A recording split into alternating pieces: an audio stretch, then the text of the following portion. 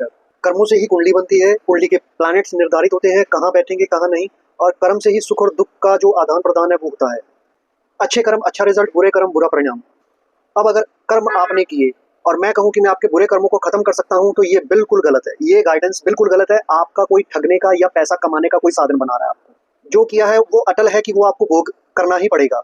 Remedies के द्वारा क्या किया जाता है कि कुछ दुःख के अंदर, कुछ अच्छे कर्मों द्वारा आपके जीवन के अंदर कुछ खुशियों को लाने का प्रयास किया जा सकता है। पर अगर आपने कुछ बेहद दुखद काम किए हैं, तो उसका रेमेडीज़ भी कोई सॉल्यूशन नहीं करती हैं। ये क्लियर बात है, इसमें कोई दो राय नहीं है। जो कहता है वो ठगता है आपको, सीधी बात। तो सबसे बड़ी बात, अपने कर्मों पर फोकस करो। रतन जो है वो सिर्फ आपके मन का एक सेटिस्फेक्शन है, एक धारणा है कि ठीक है मैंने डाल लिया, अब ठीक हो जाएगा।